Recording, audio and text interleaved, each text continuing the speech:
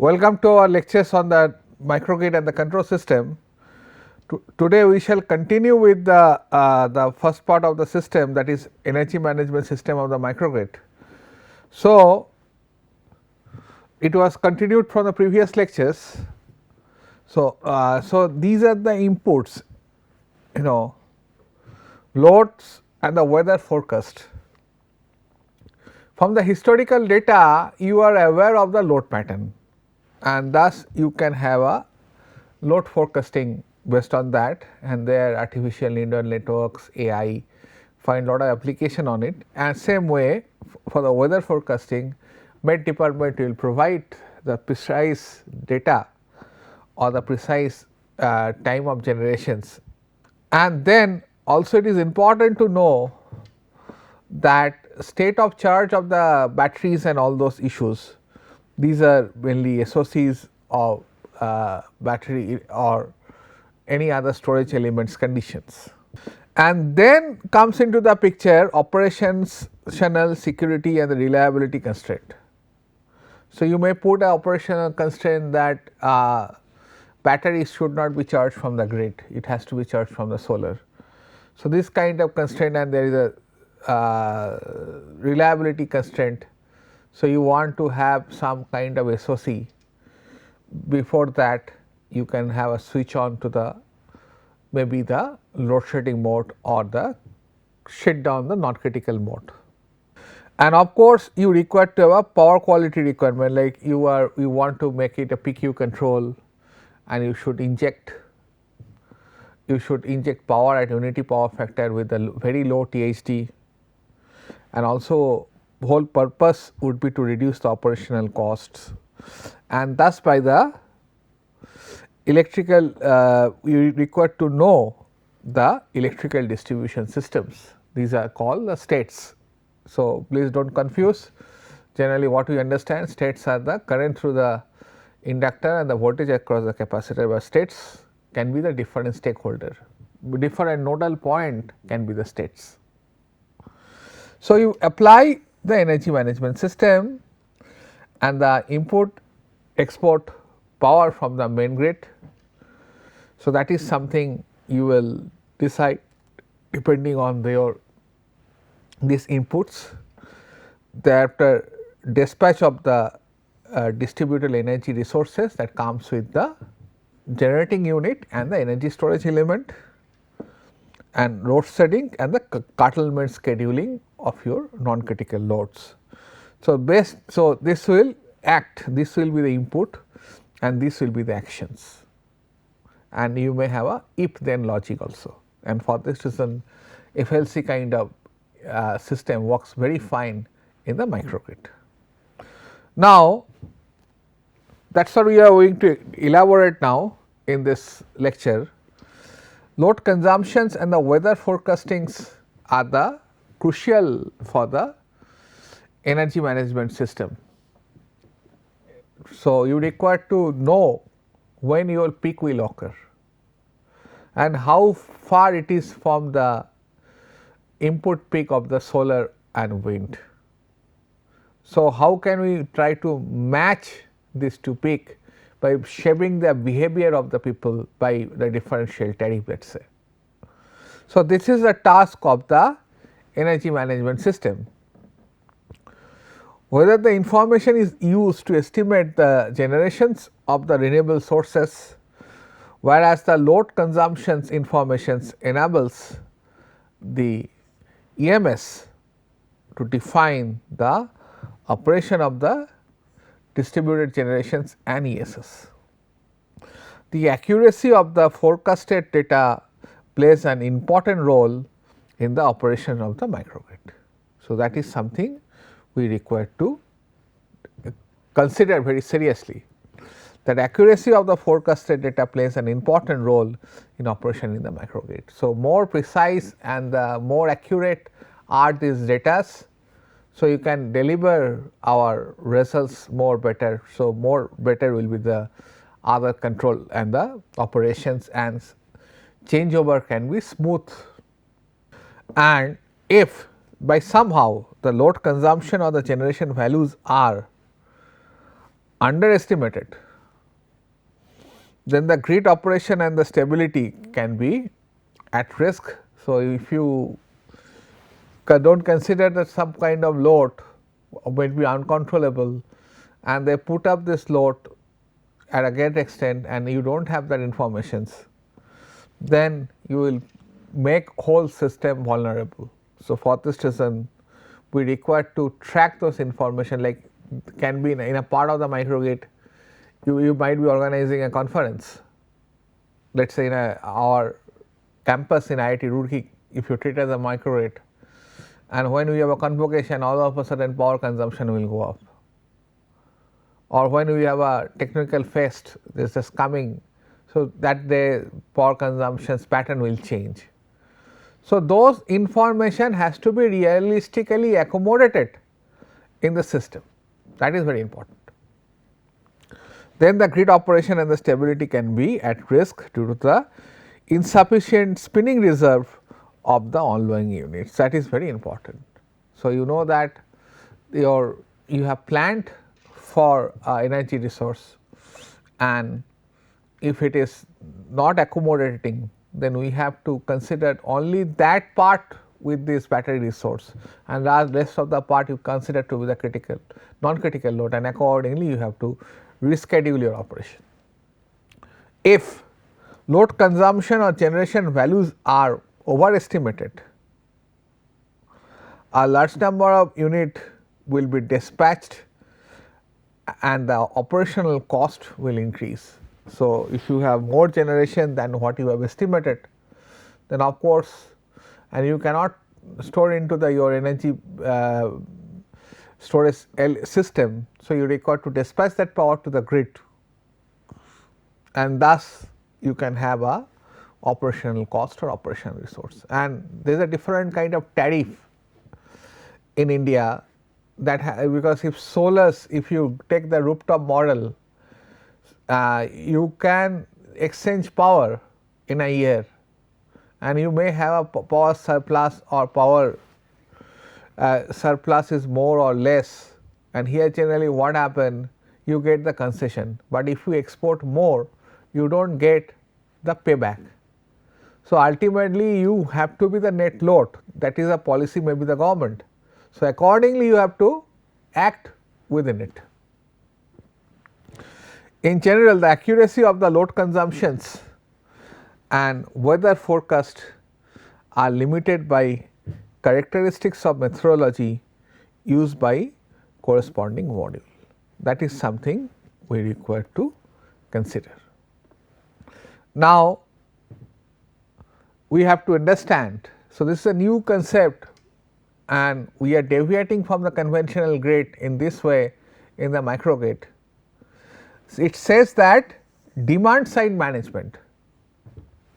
We generally say that demand, this is a consumer's prerogative, and they may say that I require this much of load, and accordingly the consumers will be given that load, and due to that what happen, now you can feed power when you have energy surplus. It is not that when the consumer require it.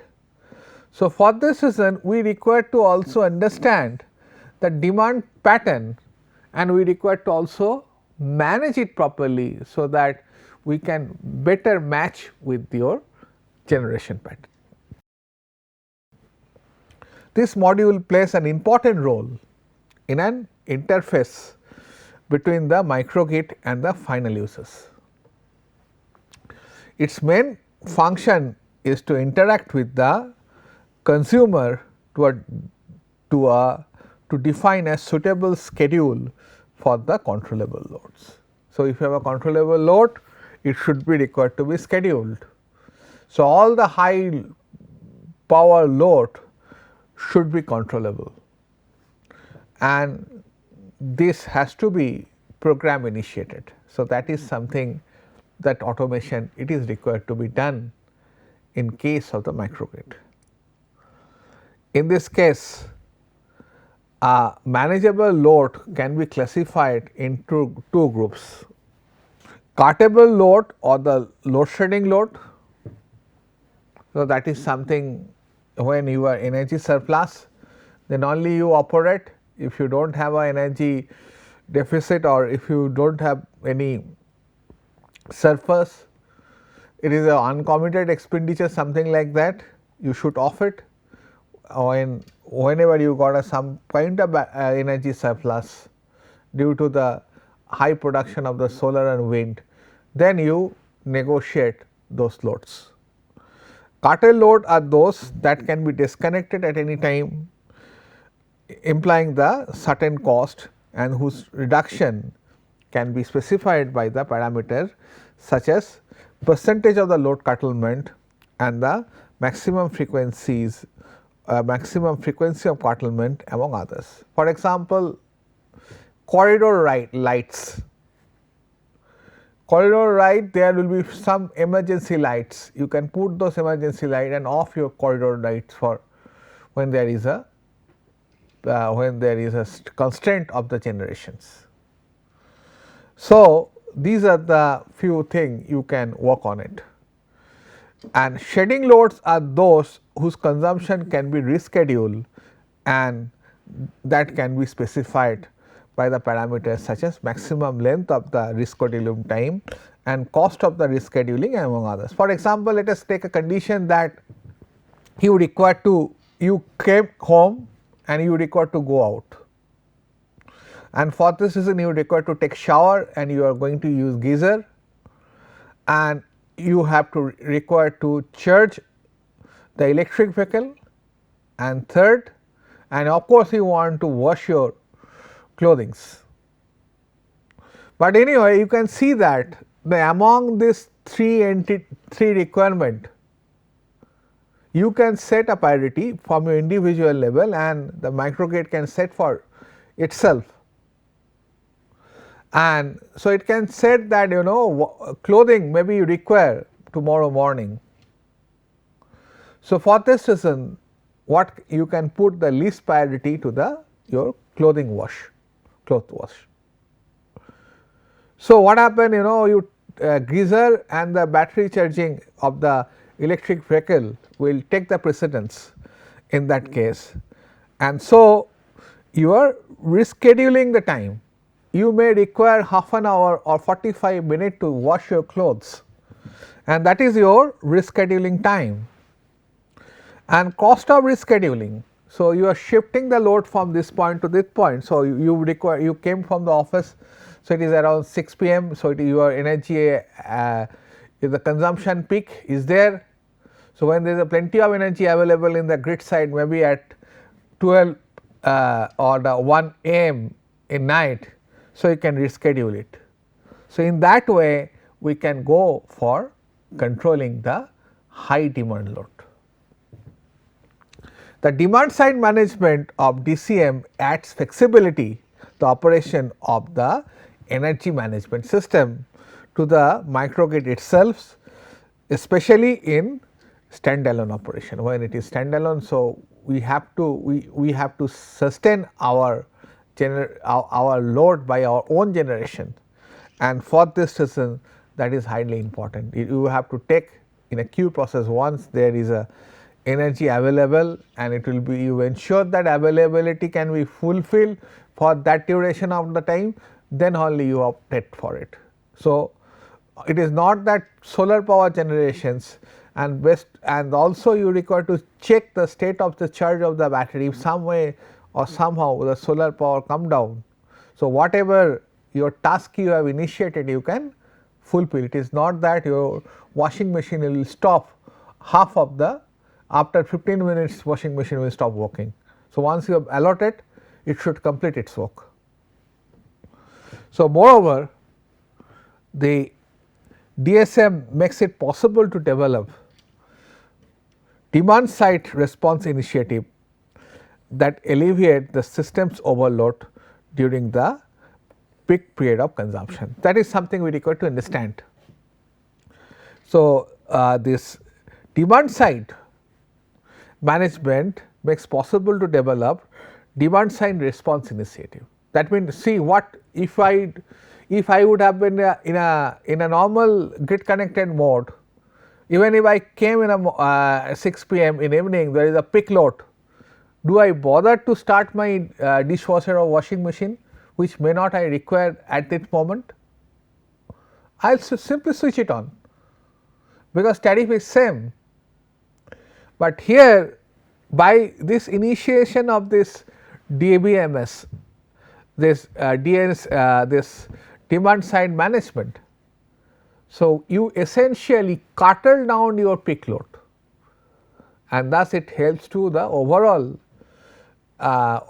energy management system to reduce the peak load.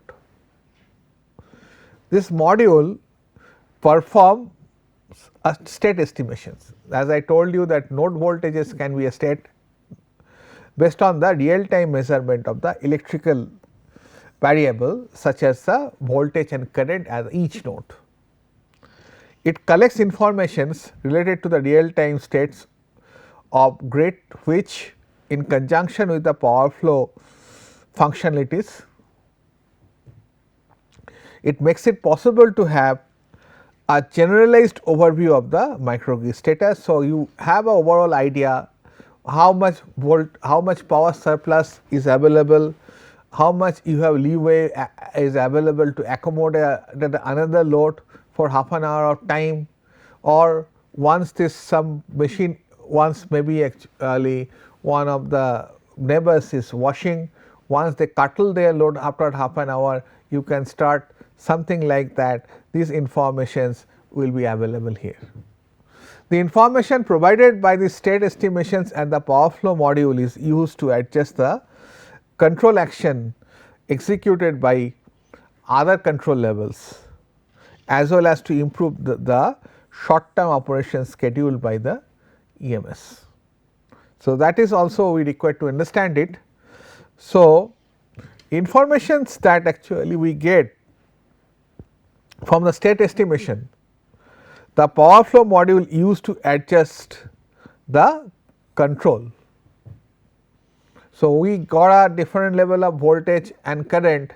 From there we can understand and we can apply the droop control or any other control technique, and so from the other control level we can ascertain whether we can accommodate another load or not.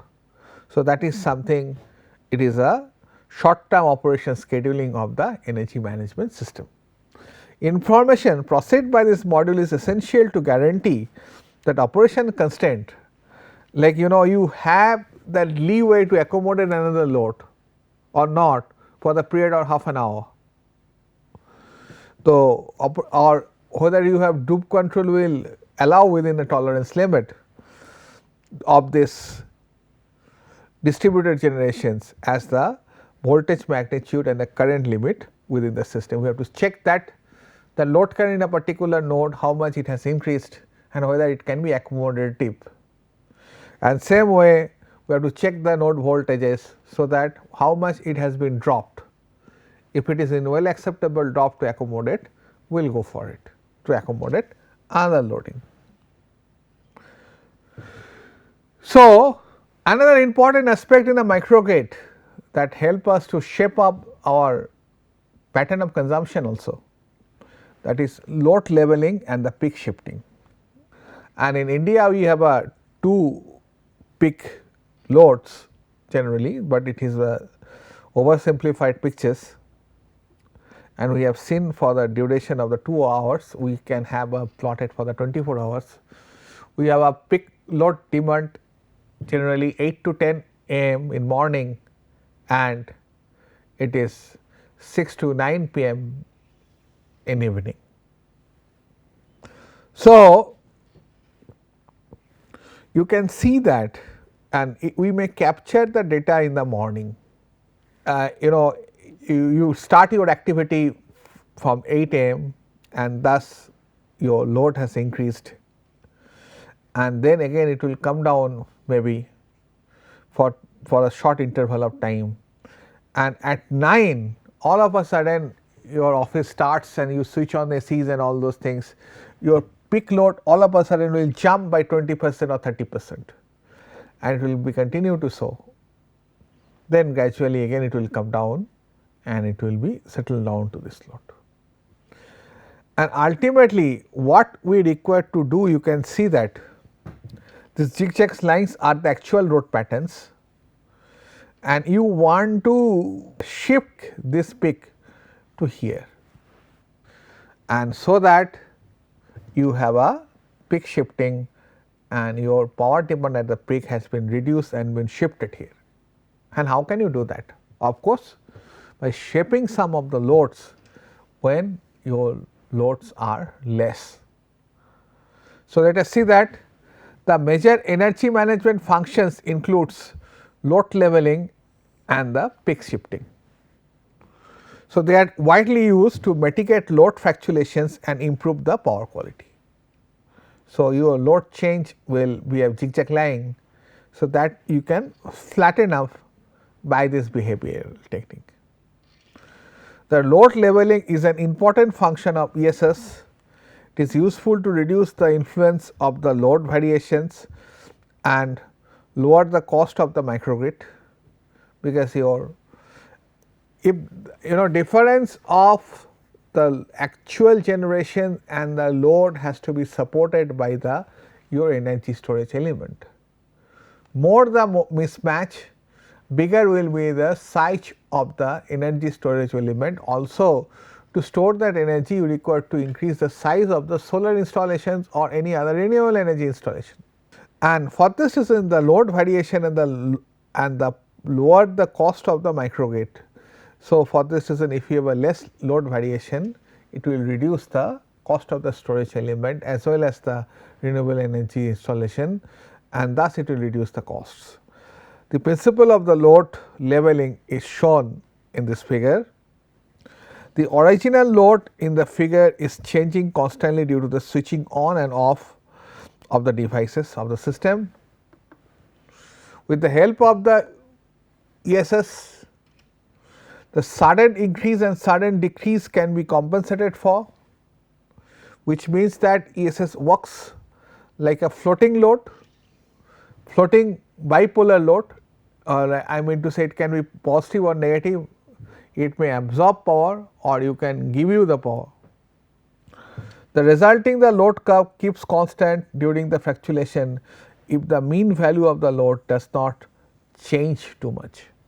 The ESS in the microgrid can store energy when load is low and the output of the energy when the load is high. Hence, the variation of the load can be compensated by the ESS. Let us see that how load leveling and the peak shifting works. So, this is the power level, and somewhere you got a peak here and somewhere you got a valley, and you wanted to shift this peak from here to there. This is a 24 hours load pattern, and you can see that you have a peak load from 17 hours to 21 hours maybe, and this is a peak, and at the early morning you do not have any load almost, and that is the valley period. In a microgrid, the ESS can functions either as load during changing period or as a generator when discharging. Therefore, it is able to perform peak shifting functions to reduce or eliminate the peaks and the valleys in the load profile. So, microgrid can satisfy the high demand during peak time. The principle of the peak shifting is illustrated in the figure. So, this part you will at this time you will store the battery, store the energy into the battery in excess power, and you try to deliver in your peak demand time. So, typically the peak shifting is based on the load forecasting technology. You should have a historical data. Based on that, you should work on it, and also you take a deviation of definite day profiling. If it is a Sunday, your load profile will be different than the weekdays, and if you have a special festivals or marriages, your load profile will be different. So, for this reason you should have a actual accounting of the data, historical data, and based on that you will use the intelligent system to do that. So, anyway, so that has to be quite proper. From the load forecasting results, the microgrid is provided with the information how much energy or power needed during the peak time, that you should know from the average value. This was a peak and this much peak was crossed at that day. This is a historical demand. And then the ESS in the microgrid can store the required energy during the valley period and support the system at the peak. So, this is the way it should work. Of course, its valley may be less to pay back at the peak, but of course, you can reduce the peak. So, there is a two approach to do that is centralized and the decentralized energy management system. So, there are two EMS approaches commonly used in practical applications, centralized and the decentralized schemes. In the centralized approach, a central controller gather all the relevant informations from DGs, DSS and the controllable loads, as well as the information related to the operating point of the electrical distribution systems or EDS. These data are used in junction with the load consumptions and the renewable generation forecasting in order to schedule the operation of DES. Now, let us see that this is the typical centralized structures.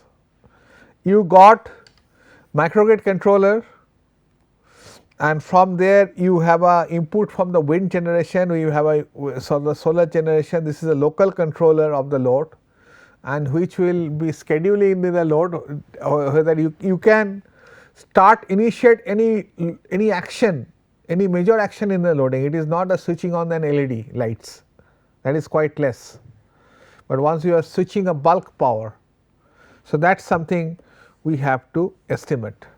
So, local controller will allow you that yes, for half an hour you can do that job, and same way it will take the input from this storage element and thus it will control. So, there is a two link, one is information link, these are, and another is control link.